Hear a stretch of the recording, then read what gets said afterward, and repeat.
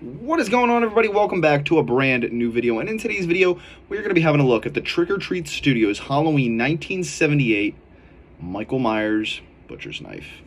Now, a little backstory on these guys. Originally it was believed that these were a Lamson, the knife that was actually used in the film was a Lamson. It is actually not a Lamson. Recent information that has come out just a few years ago unveiled that these were the knife that was actually used in the film was a W.R. Case & Sons Cutco knife, but a Lamson looks very similar to these. Now, I am not sure that these that the knife was this big in the movie. They did use a very big knife. I could very much so be wrong, but this is a gigantic knife. I mean, look at that compared to my head. Like, the blade alone is bigger than my head. So I don't know if this was the accurate size. Again, could have been. If I were to guess, I'm not 100% sure how long this is. I'm going to guess this is almost 1.5 feet. This is a very big knife. Now, I think what makes the 78 knife so distinguishable from the rest of them, again, is one, its size, but also if you look at the handle here, it's got a very distinct shape where it kind of goes in and it kind of forms this 7 shape, where no other knives in the franchise do that. Now, obviously, with this one, out of all the Halloween Trick or Treat Studios knives that I have, this one definitely felt the flimsiest out of packaging. So what I did was I took some super glue and I just glued around where the plating of the plastic here meets this plastic, and I just glued it together so we don't have a flimsy. It's not flimsy like it was. Before, you could just go like bang and it would go back and forth and shake, because it was very, very thin and flimsy plastic. I do love this knife, though. It is definitely accurate in terms of its overall look. It's got the little groove down there, which it's to protect your hand, for, like, say you are going to be using this to stab in anything, so the blade won't hit your hand there. It's got some nice detailing right there on the handle. It's got the little golden rivets right there. It's got this nice wood grain look to it. Now, another thing that I am going to be doing in this video is I am going to be getting some steel wool, and I'm just going to be rubbing the steel wool gently along the blade to give it a more realistic look, because this over shiny look, it's just a little too much. That is one thing that I will definitely be doing in this video, and you guys will see it soon. But before we do that, I just want to continue to talk about the knife a little bit. Another thing this knife is very famous for is it's kind of got this, I don't know how to explain it. It kind of goes up like that. It's not just a straight, it's very curved. It curves to the top. So it goes up and it curves. That is one thing this knife is also very famous for, along with its size. It feels good when you grip it, It's got a nice feel to it. It's very nice.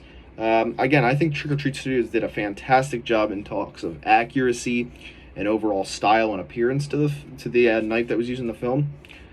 So yeah, when it comes to that, very good job. So now I'm going to get some steel wool, and I'm just going to shave this down and get rid of this really big shine. Alrighty, so we have some steel wool here. This should be rugged and rough enough, and we are just going to gently, and I mean very gently, rub it along, back and forth along the knife, just to give it that nice steel grain look. You do want to be very, very careful when you are doing this, because you do run the risk of rubbing off some of the paint, and you don't want to scratch off the paint when you are doing this. And you want to make sure not too rough with it. You're taking it gently. You're going back and forth.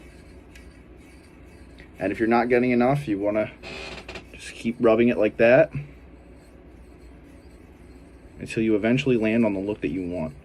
It will fog it up and give it a more realistic knife look. So just keep rubbing it like that.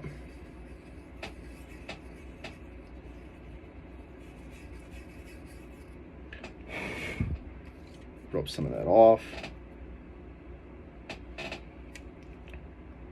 we go, getting better already.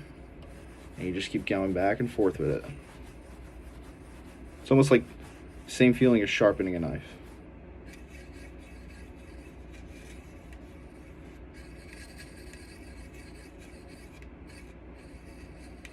And if you find yourself, again, not getting enough progress going, do it a little harder. Just make sure you don't rub off any of the paint.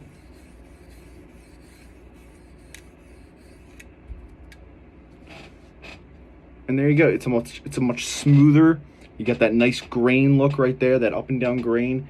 It overall just looks a lot better than this shiny shit you got going on here on the back. Like so. But again, not as good as much as I would like it, so I'm going to keep going for a little longer. Make sure I get a nice look in there. And that'll do the trick for me. Right there. And then we'll go ahead and we'll do the other side now.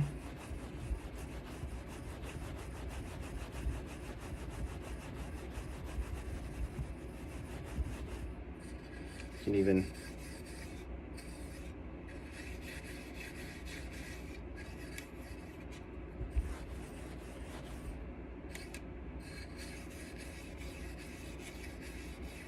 just keep going like that, rubbing it down.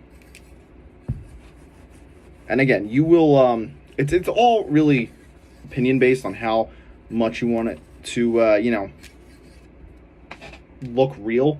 You know, maybe you dig that more shiny design, and you could just leave the knife the way you want it, or you could go with an actual more realistic shiny design, like how I'm going for, trying to make it look as real as possible. It's all about preference.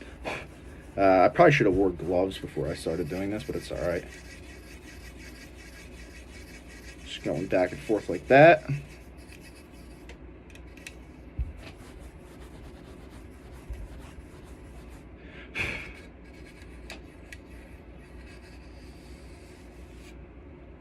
Rubbing it like that, making sure you get it that nice grain, and there we go. That's about as good as I'm gonna get out of it. You know, it's about as good as I like it. I mean, I think it came out pretty good. You know, it's not a huge drastic change, but it's enough to where it looks more realistic and like an actual knife. You know, because knives are gonna have a more shiny metallic look, but it's not to the extent that it was. That was a little overdone. So yeah. 1978 knife customization right there. Just a little quick and easy way to make your prop look more realistic.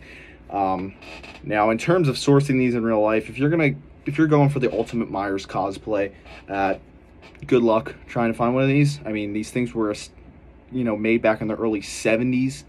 So when it comes to finding one of these knives, it's very rare. And if you do come across one, I'm sure it's going to go for a very high price tag.